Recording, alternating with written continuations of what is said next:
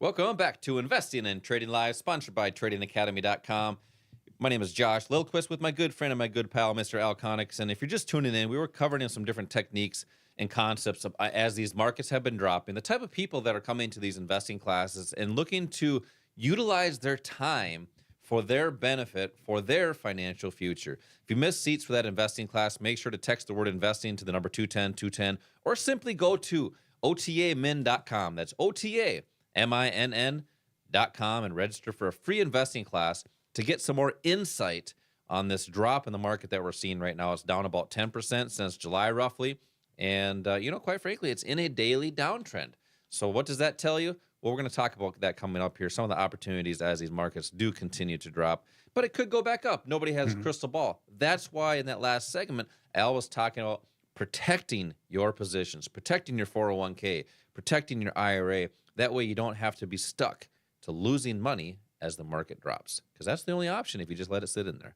Make sure to subscribe and like the podcast wherever you listen to podcasts. That's Investing and Trading Live on Apple Podcasts, iHeartRadio, and Spotify. We do a segment every single day on a market update to give you the insights, the do's and don'ts of the financial markets. So that being said, Al, I ended that last segment about how I was teaching a class this past weekend, and it was a 2-day class, and we were going through all the different opportunities in the markets, and we got into the topic of following the news and how that impacts your investment decisions. Because we were talking about, this market is dropping. There's great opportunities with options to profit on the market downside. There's strategies for that. Obviously, there's inverse ETFs. You can short stocks.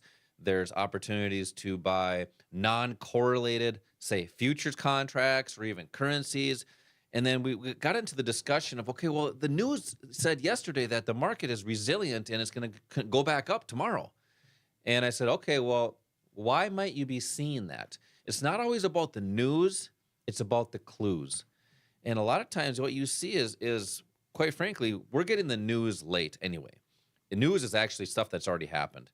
So I said, well, do you think institutions know this stuff before us? And quite frankly, they said, well, yeah, it's obvious, because the stat is 80 to 90% of the activity is done by the institutions of the market. That's correct. So when we cover how that works, but they actually move financial markets as the big institutions, the banks, the Goldman Sachs, the Buffetts of the world, because they're buying millions and billions of shares, millions of shares sometimes on certain stocks. So that drives price either up or down, which creates supply and demand. And that's how we trade and invest here at the Academy.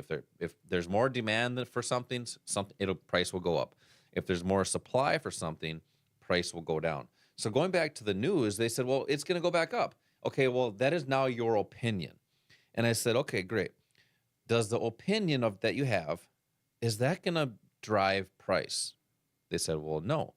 And then we talked about it a little further. Well, we talked about earlier, what drives price? Institutional order flow, buyers and sellers in the market, which is supply and demand.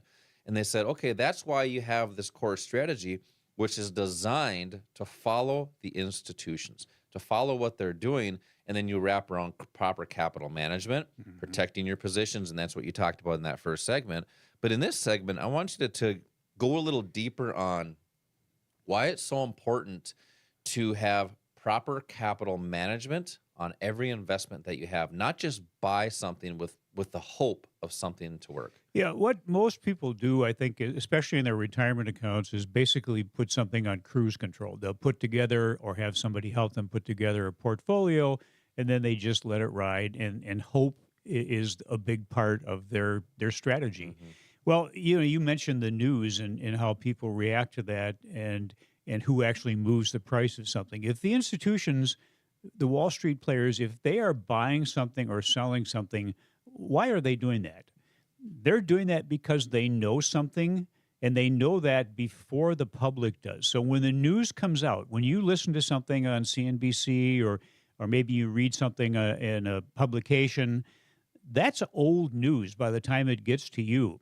The institutions, the Wall Street firms out there, they pay billions of dollars a year for data and research that they get long before we get it, or we don't get it at all. Yeah, and that's the difference between the educated and uneducated. People think that, oh, I'm just going to go analyze a stock with no Yeah. education, Well, and they that's what their job is to do. exactly. And that's what Wall Street tells you, is to look at the fundamentals, analyze something before you buy it. Well, they've already done that. They've done that long before you have.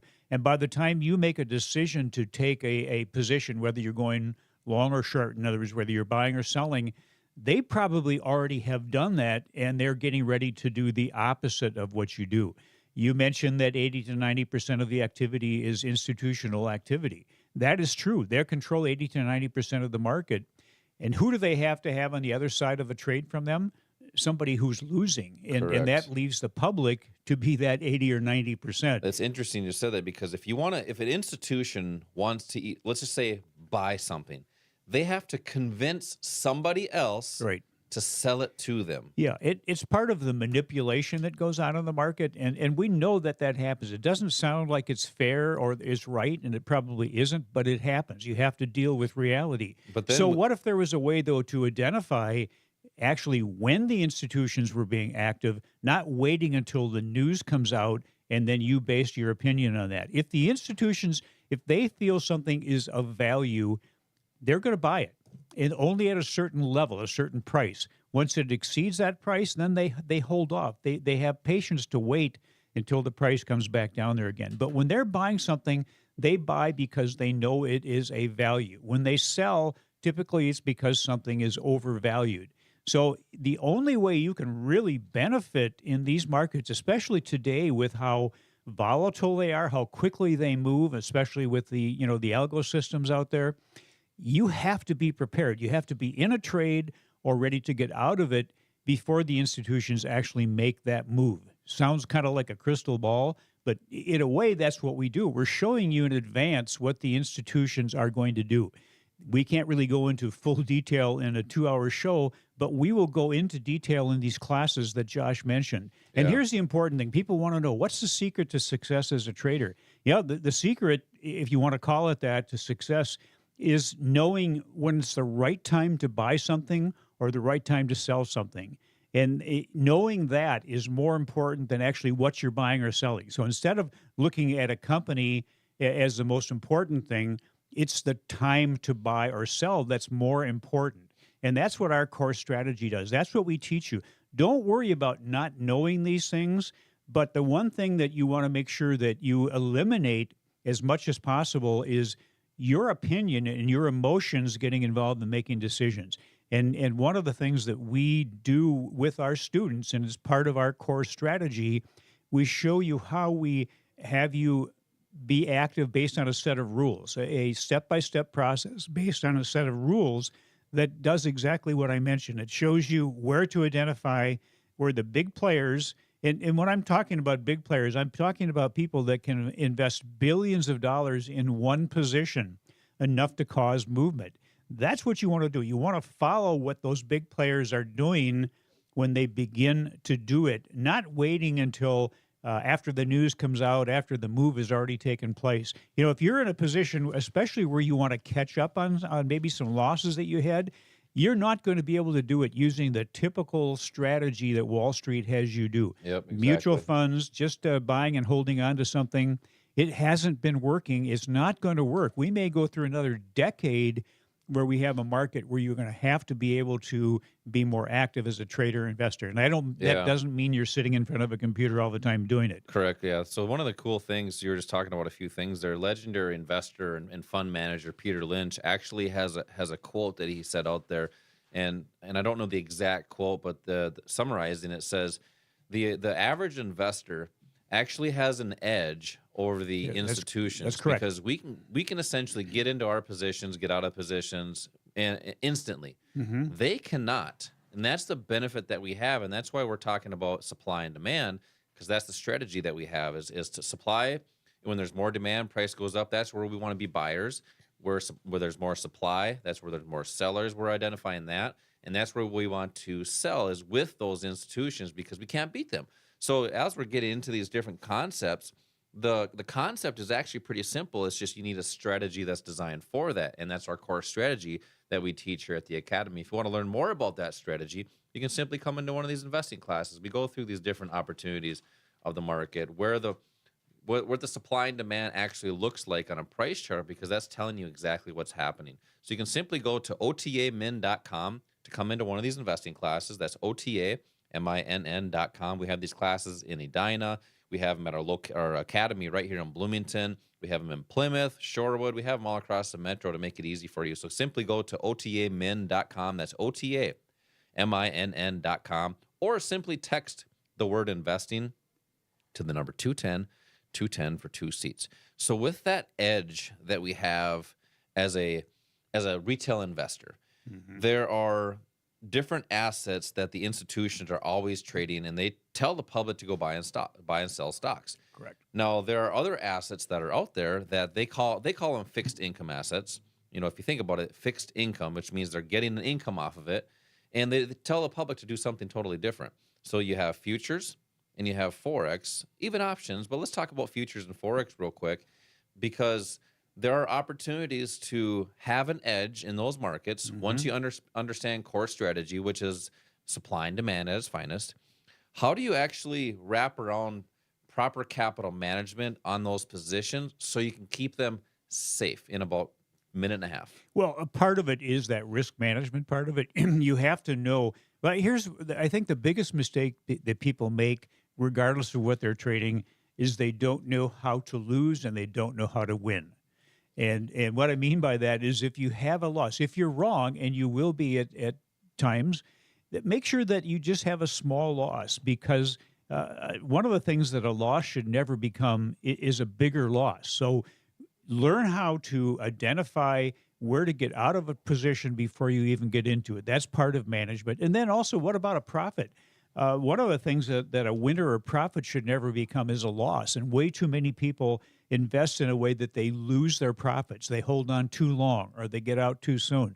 These are all things that we teach you how to do. Is proper management. Most people, as I mentioned earlier, they have a portfolio put together and then they just let it ride and they don't manage it. If you're managing it, you can boost your returns. You have the potential to have better returns. You have the potential to not go through losses when the market goes down, or at least minimize those losses. You know, back in 2022, when the market was down big, a lot of people were in the S&P 500, in that index. Some of the companies in that index, Amazon was down 51%. Alphabet, Google, down 41%. Microsoft was down 30%. Tesla was down 68%. And Meta Platforms, that's Facebook, was down 66%. And that was a big portion of the holdings that people had. That's why so many people lost money then. What if you had risk strategy on your positions, where instead of having losses like that, you at the very least protected your assets? That would have had made a huge difference in how you went through that particular year. Yep. Being able to boost the returns of something, how do you do that? I mean, if a stock is providing, say, a 10% increase for a year, how do you boost that? Well, there are assets that you can use in addition to that stock. Options would be one. Maybe instead of having something be up 10%, maybe it's up 100% or 200%. At least let us show you what those opportunities are, how you can benefit from them. Wall Street is not going to teach you how to do that, but that's what we do. We don't have a bias as to what you trade. Our only goal, our only bias is that you're successful at whatever you do. Yeah, just an example of how the stock market works, and some may know this, some may not. It's just like real estate. You want to sell your home at the highest price possible. You don't want to just hold it and just hope it goes up later or it goes up more at one point. If you want to collect some income on a home, you sell it at the highest price possible. Same thing if you want to be able to buy a home at the lowest price possible. So you don't just hold it forever, especially if you're doing real estate. You buy and sell. And that's the same thing as collecting your profits when they're given to you. Yep. And that's actually, if you listen to the podcast, that's how I end every show. Collect your profits when they're given to you and protect your losses, keeping them small. And that's what we do at the Academy, is protect those losses, protect the downside, strategies that will profit on the downside and up, so you have opportunities in all directions. Come into one of these classes that we're talking about and see how the market actually functions, but the options that are opportunities that are there for you. Simply go to otamin.com. That's otaminn.com, or text the word investing to the number 210 for 2 seats for this last. Al, coming up next, I want to talk about income strategies with the markets on what we can do today. This is Josh and Al. We will be right